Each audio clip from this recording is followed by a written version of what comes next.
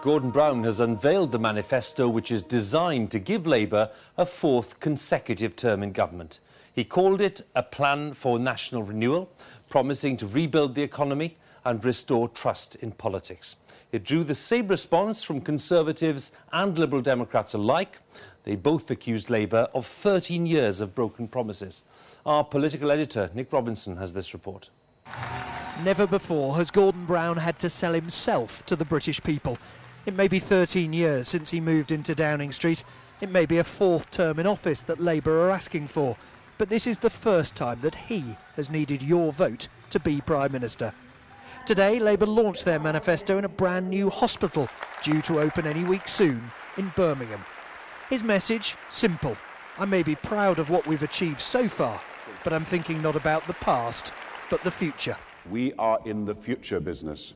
And under my leadership, we will always be in the future business, building a future fair for all. His manifesto is deliberately long and detailed. Evidence, the Prime Minister said, that Labour had a programme and not just what he derided as an empty slogan promising change. Promising a new industrial revolution to create skilled jobs, the leader of what we used to call the People's Party seems to want us all to be middle class now. It's a Britain where we have more homeowners, more students, more apprentices, more professionals, more businesses, and a bigger middle class than ever before. For the millions who'll never read the manifesto, Labour have produced on the internet a bite-sized cartoon version of what it'll mean for a typical family. And their three kids, Jack, James and Jill. Hello. Hello. Hi. Hi. It doesn't mention the deficit, and it and the manifesto don't spell out any spending cuts. Doesn't every Jack, James and Jill, every Tom, Dick and Harry know that the future involves government doing less and spending less?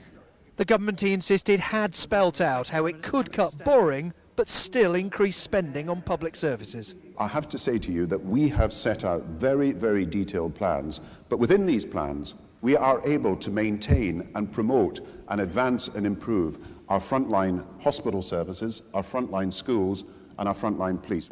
Labour, he said, would not increase income tax rates, even though they've now broken a similar promise made at the last election. And despite repeated questions, he refused to rule out a VAT increase, a promise the Chancellor says would be irresponsible to give.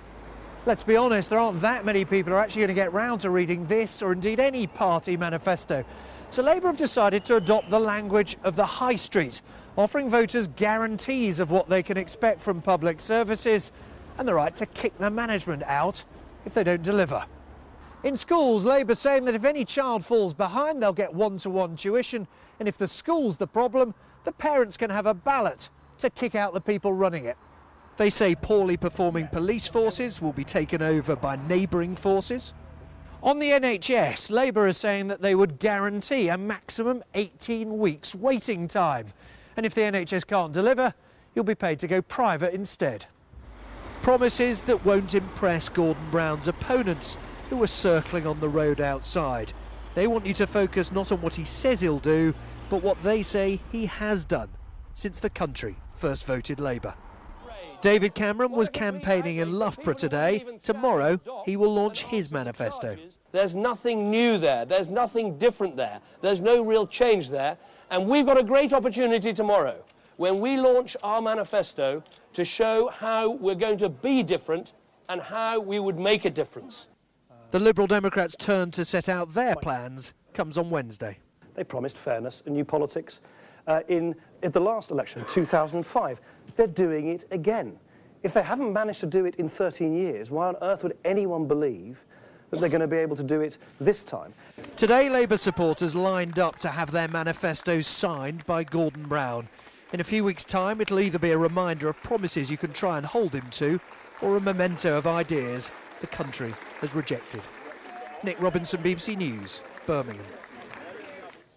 Now, as well as the commitment not to raise any of the rates of income tax, other measures in Labour's manifesto today included the following: a doubling of paternity leave to 4 weeks, a so-called toddler tax credit valued at £4 a week extra for families with 1- and 2-year-olds, family intervention projects to tackle antisocial behaviour with financial support for victims, compulsory English language tests for public sector migrant workers, and they'll apply to jobs involving contact with the public, and a pledge not to extend VAT to food and children's clothing, though as we heard there in Nick's piece, there was no commitment not to raise VAT.